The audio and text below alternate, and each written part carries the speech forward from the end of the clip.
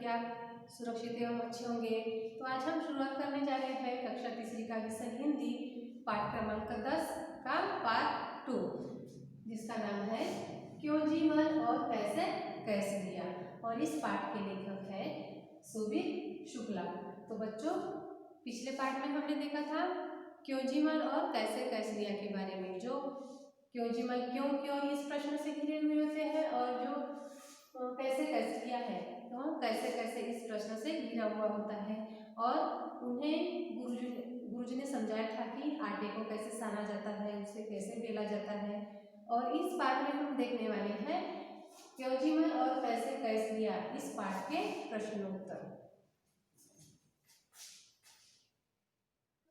तो शुरुआत करते हैं प्रश्नोत्तरों को। तुम्हारी समझ में क्या आया? पहला प्रश्न है, गुरुजी थैले में क्या लिए जा रहे थे? तो उसका उत्तर है, गुरुजी थैले में गेहूं पिसवाने ले जा रहे थे। दूसरा है, क्यों जी मल और कैसे कैसलिया से मिलने पर तुम दोनों के बीच में क्यों भटकते रह जाओगे? तो उसका उत्तर आएगा, क्यों जी मल और कैसे कैसलिया से मिलने पर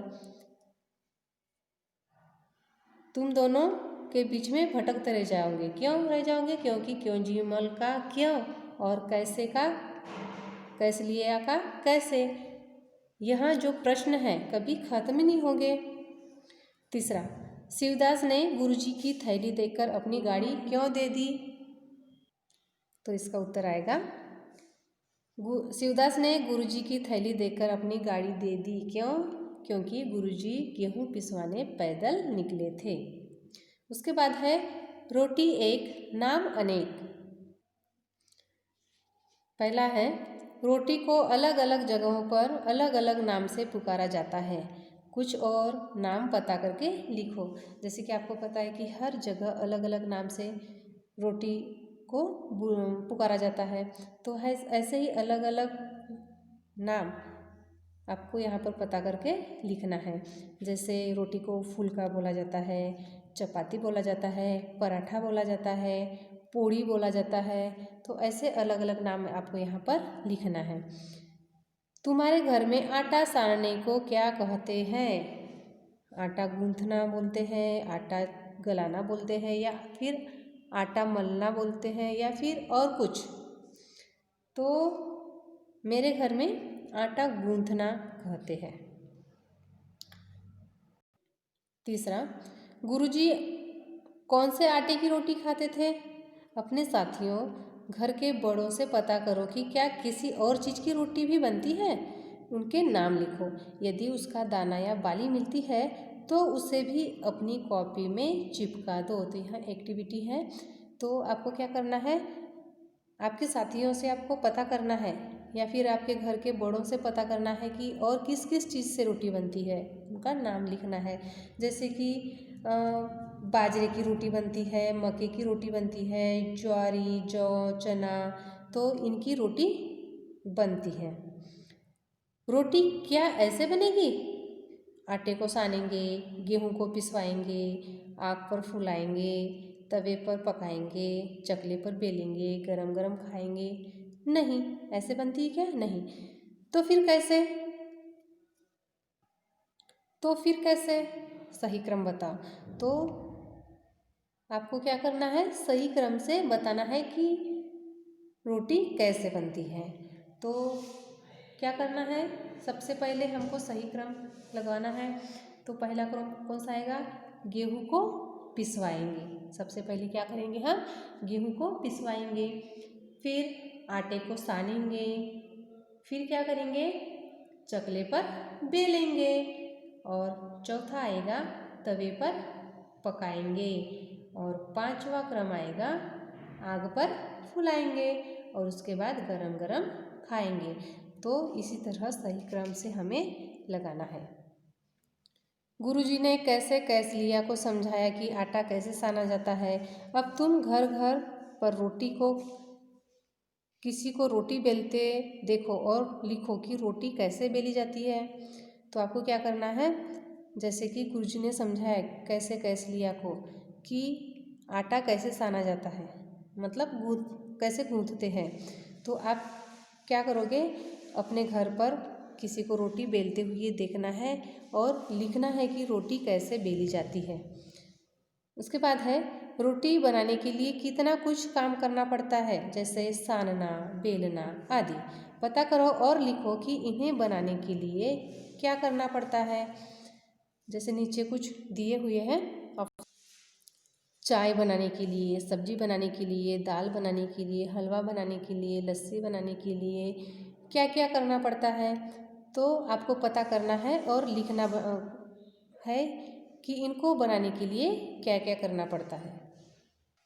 उसके बाद है दाम। दाम मतलब क्या होता है, उसका मूल्य।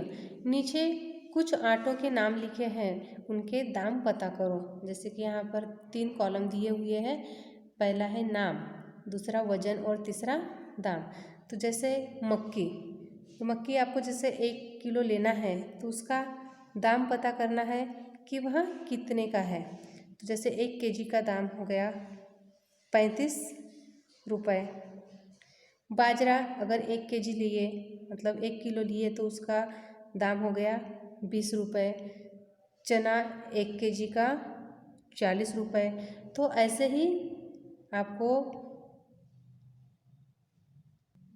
इन चीज़ों का वजन और उनके दाम आपको लिखना है और पता करना है। उसके बाद है आसपास। हम गेहूँ पिसवाने आटा चक्की पर जाते हैं। हम इन कामों के लिए कहाँ जाते हैं, तो यहाँ पर एक लिस्ट दी हुई है। तो इन कामों के लिए हम कहाँ जाते हैं तो उसे लिखना है। जैसा आटा खरीदने कहाँ जाते हैं, किराना दुकान जाते हैं, तो आप यहाँ पर लिखोगे किराना दुकान। पंचर बनवाने साइकिल स्टोर पर जाते हैं। दूध खरीदने एक तो डेयरी में जाते हैं या फिर दूध वाले के घर से लाते हैं। जूते की मरम्मत करवाने कहाँ जाते हैं, मोची की दुकान पर। सुराही खरीदने कुम्हार की दुकान पर। कॉपी किताब खरीदने के लिए स्टेशनरी वाले के पास जाते हैं। उसके बाद है बाल कटवाने। तो बाल कटवाने कहाँ जाते हैं, नाई के पास जाते हैं या फिर ब्यूटी पार्लर में जाते हैं। उसके बाद है अपने घर के पास की आटा चक्की पर जाओ और पता करो कि वहाँ क्या क्या पिसता है, आटा चक्की किस चीज़ से चलती है। तीसरा है दिन में चक्की को कितनी बार रोका जाता है। तो लगभग वहाँ क्या क्या पिसता है, तो वहाँ गेहूँ, चना, चावल, बाजरा, मक्का इत्यादि चीज़ें पीसते हैं। आटा चक्की बिजली पर चलती है। दिन में चक्की को कम से कम 2 या 3 बार रोका जाता है ताकि वहाँ ज़्यादा से ज़्यादा गर्म ना हो, उसे रेस्ट मिले, मतलब आराम मिले। कैसे बनेगी रोटी। नीचे रसोई की कुछ चीज़ें के चित्र बने हैं, उन्हें देखकर बताओ कि रोटी बनाने में कौन कौन सी चीज़ें इस्तेमाल नहीं होती। तो ऐसी चीज़ों का इस्तेमाल किस काम के लिए किया जाएगा, लिखो।